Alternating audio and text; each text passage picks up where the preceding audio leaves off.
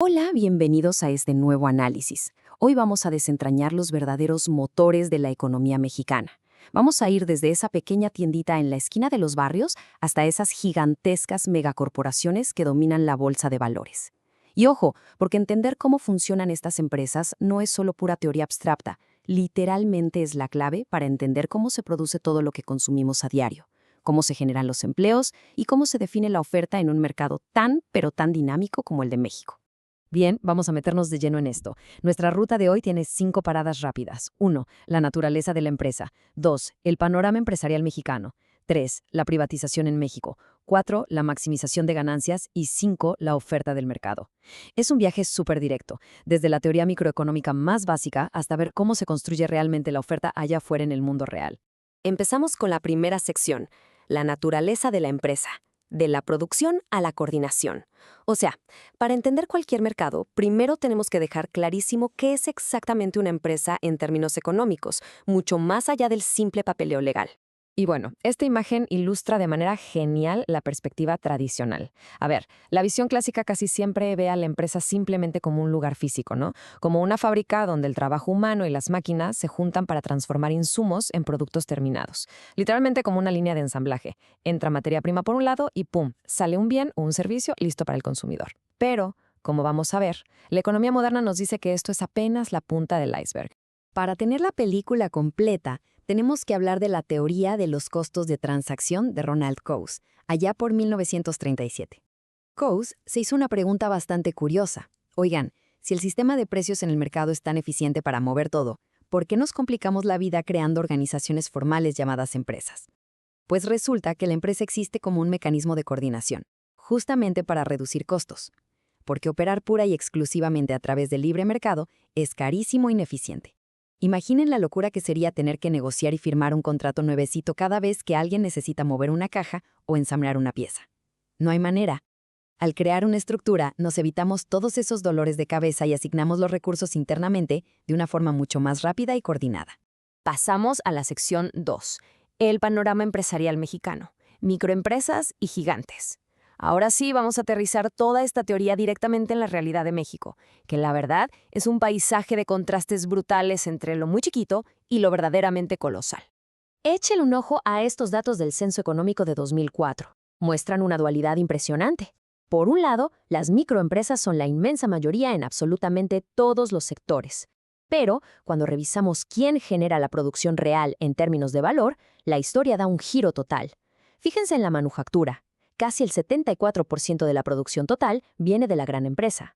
En los servicios, las grandes corporaciones se llevan casi el 58%. De hecho, solamente en el comercio las microempresas logran ser las que más aportan.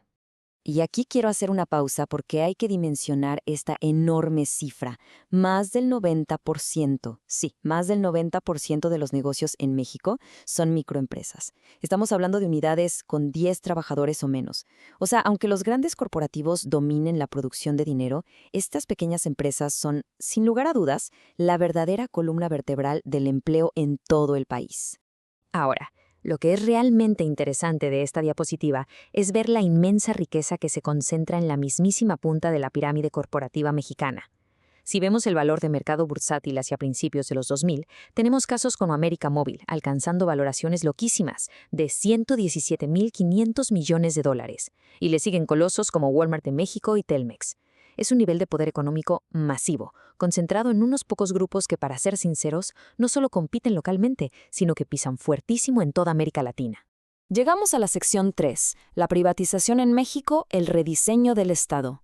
Para entender de dónde salieron y cómo agarraron tanta fuerza varios de estos gigantes corporativos, tenemos que echar un vistazo a un cambio histórico fundamental. Y es que en México vivimos una ola súper rápida de desincorporación de empresas del gobierno. Miren esta línea de tiempo. En 1983, el Estado mexicano operaba 1.155 empresas paraestatales. Pero para 1993, en solo 10 años, ese número se desplomó a 270. Y para el 2007 andaba rondando apenas las 200.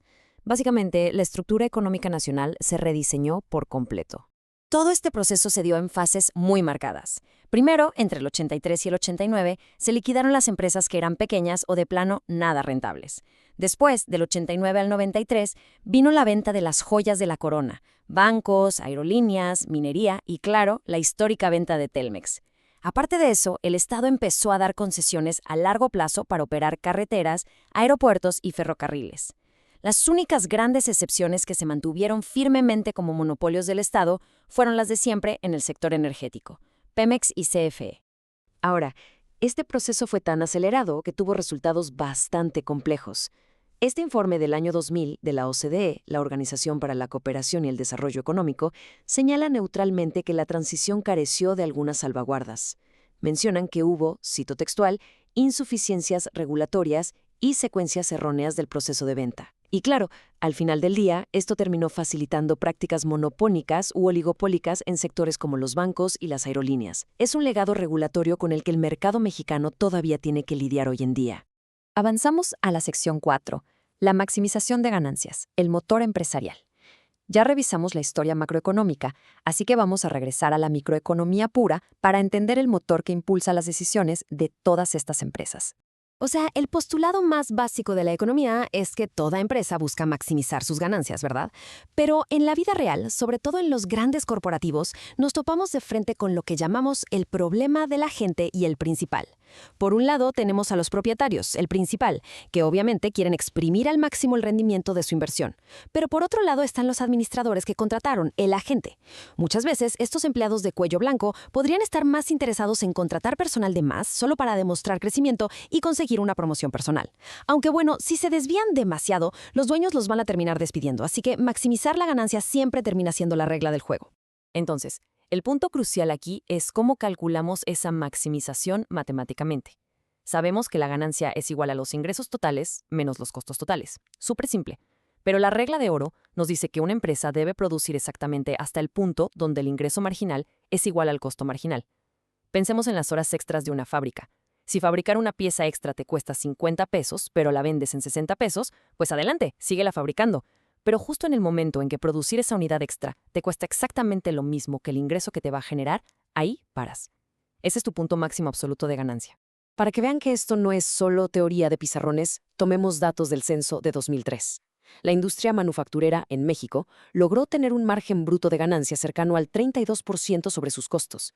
Esto demuestra lo enfocadísimas que están estas industrias en mantener esa distancia entre sus costos de producción y sus ingresos para llevarse una buena rebanada del pastel. Llegamos a la sección 5, la oferta del mercado. Vamos a movernos hacia este punto y ver cómo estas decisiones individuales construyen, pieza por pieza, la oferta total del mercado. Básicamente, la oferta de todo un mercado es literalmente sumar de forma horizontal las ofertas de todas y cada una de las empresas. Pero hay un detalle, una condición vital. Una empresa solo va a participar en el mercado si el precio de venta le alcanza para cubrir, al menos, sus costos variables medios. A ver, si el precio cae por debajo de lo que te cuesta operar tu materia prima y salarios del día, vas a tener pérdidas directas y eventualmente vas a quebrar. Mientras logren mantenerse a flote sobre esa línea de costos, cada producto que decide fabricar una empresa suma a la gran curva de la oferta nacional. Y bueno, cuando proyectamos esto a largo plazo y consideramos que pueden entrar nuevas empresas a competir, surgen 3 escenarios. Primero, si los costos no cambian, porque hay recursos para todos, la curva de oferta es una línea horizontal. Los precios se mantienen estables. Segundo, si los recursos son escasos y los costos aumentan, la curva tendrá una pendiente positiva, lo que significa que las cosas se vuelven más caras.